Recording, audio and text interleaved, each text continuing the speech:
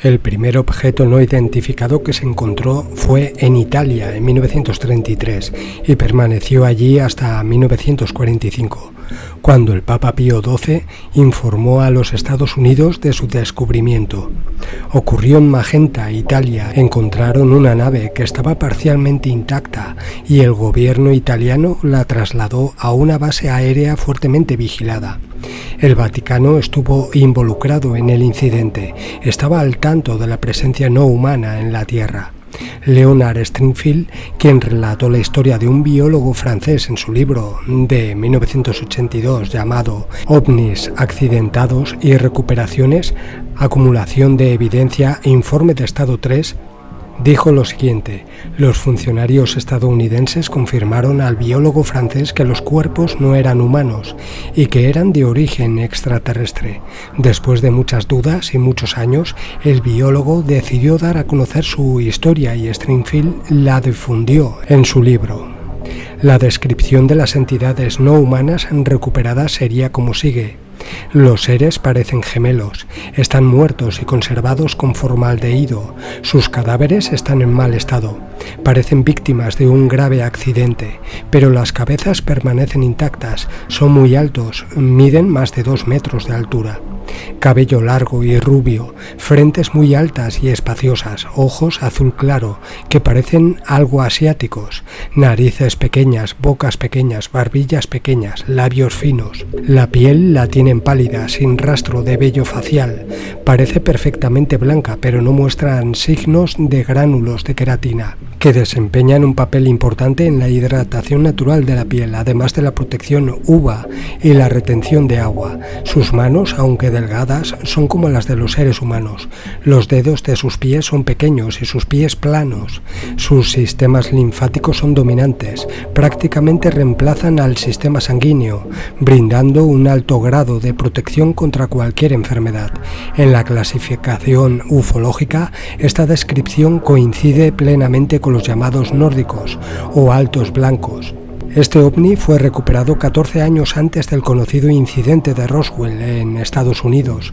Un investigador italiano, Roberto Pinotti, compartió algunos documentos que respaldarían la afirmación de este accidente ovni ocurrido en la región norte del país. El accidente ocurrió el 13 de junio de 1933 y Benito Mussolini creó un departamento secreto para investigar naves estrelladas, según documentos obtenidos por Roberto Pinotti, presidente del Centro Nacional de Ornitología de Italia. Cuando Pinotti y su colega Alfredo Lisoni recibieron algunos documentos originales de alto secreto relacionados con el caso en 1996, comenzaron su investigación sobre el accidente OVNI de 1933 en Lombardía. La publicación inicial de la investigación de Pinotti tuvo lugar en el año 2000 en Italia, donde fue recibida con escepticismo. Una fuente no identificada afirmó haber heredado los documentos de un pariente que trabajaba en el programa OVNI de Mussolini y misteriosamente se los había enviado por correo a Pinotti. Entre ellos se encuentran 2 telegramas italianos de junio de 1933, uno de los cuales exige silencio absoluto sobre un aterrizaje en suelo nacional de una aeronave desconocida. Otro, fechado el 13 de junio, advierte que cualquier periodista que escriba sobre la aeronave de naturaleza y origen desconocidos se enfrentará a arresto inmediato y penas máximas. El segundo telegrama solicita una refundición inmediata de todos los artículos periodísticos que informan las noticias relevantes. Ambos afirman ser el orden personal de Mussolini. Otra correspondencia enviada a Pinotti, que se puso a disposición del Daily Mail, menciona una agencia gubernamental en la sombra llamada Gabinetto RS-33 o Gabinete RS Investigación Especial 33, que el dictador italiano supuestamente estableció para supervisar la recuperación e investigación de la nave, así como otros incidentes OVNI ocurridos en Italia. Según Pinotti, Guglielmo Marconi, premio Nobel y creador de la radio, era el líder de la RS-33. El grupo en la sombra y la participación de Marconi en el programa no se han relacionado de ninguna otra manera, según historiadores italianos e investigadores de ovnis. Pinotti también recibió notas escritas a mano con fecha del 22 de agosto de 1936, en papel membretado de una agencia gubernamental. Estas notas incluían un boceto y una descripción de una nave cilíndrica con luces rojas y blancas que se veía flotando sobre el norte de Italia. Pinotti llegó a la conclusión de que el accidente ocurrido en Magenta, un pueblo a las afueras de Milán, después de reconstruir los enigmáticos documentos, el SIAI Marchetti en Vergiate, una instalación cercana al supuesto lugar del accidente, habría albergado los supuestos restos de la nave alienígena. Pinotti aseguró que pudo autentificar al menos parcialmente su documentación. El perito forense que examinó uno de los documentos del investigador italiano, que datan de 1936, llegaron a la conclusión de que el papel y la tinta eran auténticos para ese periodo de tiempo. Pinotti dijo que han publicado un informe completo en un libro después de 4 años de investigaciones y un análisis forense que demostró que los documentos fueron escritos en realidad en la década de 1930. La prueba es indiscutible. También demuestra que Benito Mussolini de Italia y no el presidente Harry Truman de los Estados Unidos fue el primer líder mundial en abordar formalmente, aunque de manera encubierta, el tema de los ovnis.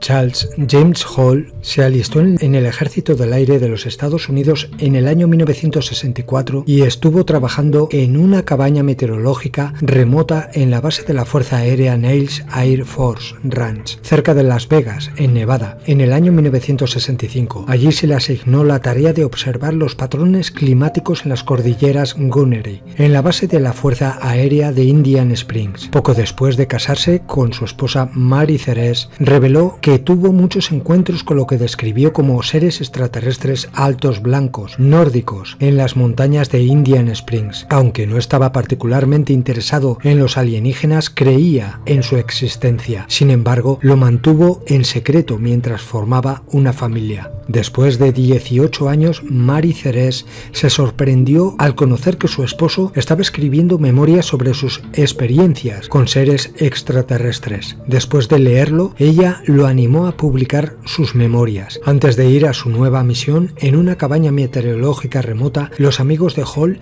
le contaron una leyenda en la base sobre Ranch Fort Harry. Según la historia, Fort Harry era un gran caballo blanco radiactivo que flotaba sobre el desierto.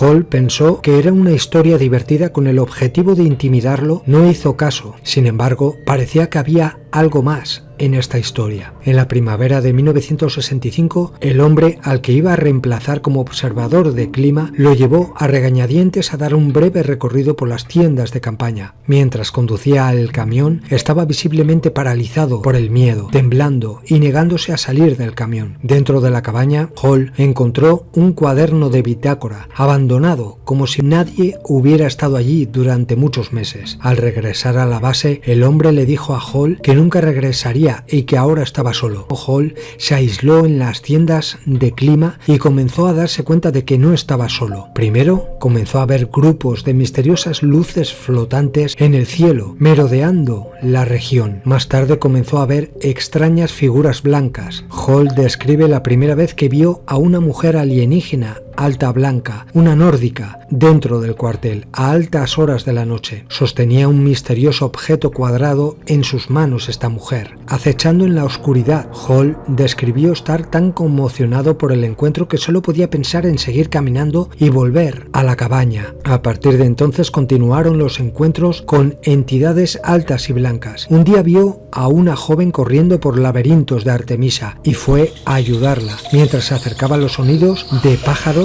parecían rodearlo. Se acercó a ella y se dio cuenta de que no era humana. Dijo lo siguiente: pude ver que era una niña pequeña, pero no una niña humana. El impacto que sentí difícilmente se puede describir. Su mirada era muy extraña. Abrumado por el miedo, se tambaleó hacia el puesto meteorológico. Cuando regresó, un hombre alto y blanco muy extraño que creía que era un Ranger se le apareció delante. Harry comenzó a correr hacia él. Todo lo que Hall pudo hacer fue regresar a la cabaña, aturdido por lo que estaba viendo. Posteriormente entró en una fase de abnegación sin querer creer que el encuentro fue real. Ese hombre no era humano tampoco. Después de la angustiosa experiencia con el Ranger, Hall continuó viendo a los altos blancos nórdicos alrededor de las tiendas de campaña de registro meteorológico. Comenzó a darse cuenta de que lo miraban con curiosidad, lo controlaban, escuchaban sus conversaciones. Una mujer apareció de repente una noche mirándolo con un resplandor blanco. Después de seguirla, el otro hombre, muy extraño, un alto blanco,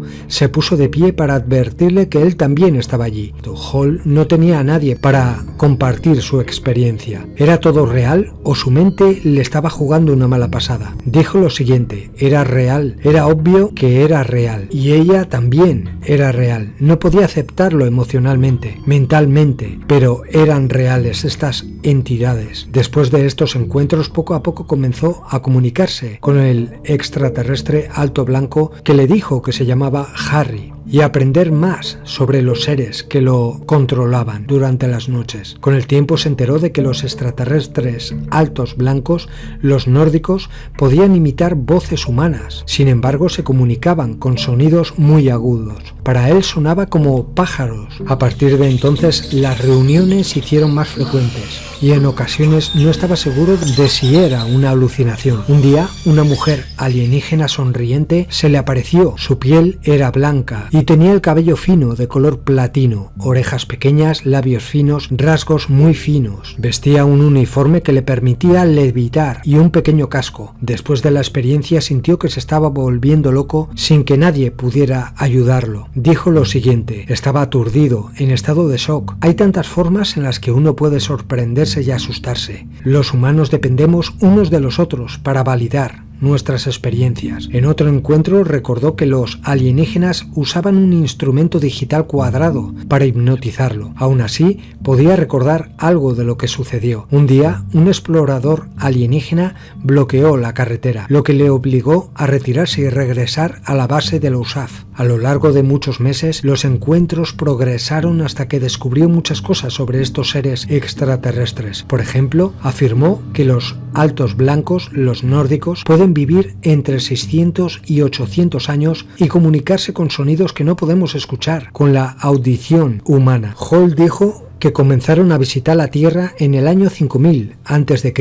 Son muy altos, pero frágiles y con menos fuerza que los humanos. A diferencia de los humanos, no están adaptados a la Tierra y son más vulnerables. Entonces, cuando están cerca de los humanos, son extremadamente cautelosos y siempre van armados. Incluso si son tus amigos, cuando vienen, siempre hay cierta tensión. Son feroces protectores de sus hijos. Los altos blancos no dudarían en defender a su familia. Nunca te gustaría sorprenderlos o asustarlos, dijo Hall. Aunque cauteloso, Hall dijo que los blancos altos cooperan con el ejército estadounidense a cambio de mantener su base en Indian Springs. Comparten algunos conocimientos y tecnologías, no queriendo compartir todo sobre sus tecnologías. En particular, se mostraron reacios a compartir la tecnología para impulsar una nave espacial hasta el espacio profundo. Curiosamente, Hall afirma que los altos blancos ofrecieron al gobierno varios exoplanetas similares a la Tierra para que los colonizaran. A cambio, pidieron ayuda para construir sus bases para aterrizar sus naves espaciales. Dijo lo siguiente Hall: se ofrecieron a dar estos planetas a los generales estadounidenses, al ejército, y a cambio querían que los generales estadounidenses construyeran solo una base para los altos blancos, para que tuvieran un lugar para colocar sus naves espaciales de desplazamiento interestelar, para reparar, repostar y reformar y para transportarse al espacio. Los generales estadounidenses estaban muy interesados en colonizar estos planetas. Hall dice que todo esto se asemeja mucho a la película Avatar de James Cameron. En la película, Hall vio imágenes de ovnis, de naves muy parecidas a las que vio. Según él, las llamadas imágenes de ovnis de forma cilíndrica tic-tac, filtradas por el Pentágono, corresponden a lo que él sabe sobre las naves espaciales de reconocimiento alienígenas de los altos blancos con base en el complejo de alcance de la Fuerza Aérea Nellis en Nevada. Así, no tiene ninguna duda de que los vídeos son auténticos y están relacionados con estos seres extraterrestres que conoció hace mucho tiempo. Desde 1967 Hall nunca ha vuelto a ver a los altos blancos, a los nórdicos, pero es probable que todavía estén en el planeta, en bases secretas. Él permanece abierto a la oportunidad de volver a encontrarse con algunos de ellos. En general, su experiencia es muy interesante y parece creer genuinamente lo que está diciendo. En 2014 los documentos filtrados de Edward Snowden parecían alinearse un poco con la historia de Hall. Sin embargo, también incluyó muchas teorías de conspiración. En particular, el contenido puede haberse originado a partir de un supuesto informe de la agencia de espionaje rusa FSB, publicado más tarde en Irán, considerando la fuente muy dudoso, por decirlo menos. Snowden, a quien se le concedió asilo en Rusia, filtró documentos de que una raza de altos blancos extraterrestres llegaron a la Tierra y ayudaron a la Alemania nazi a construir una flota de submarinos avanzados en la década de 1930 y se reunieron en 1954 con el presidente Dwight Eisenhower, donde se estableció el Estado secreto, el Deep State, que actualmente gobierna el planeta.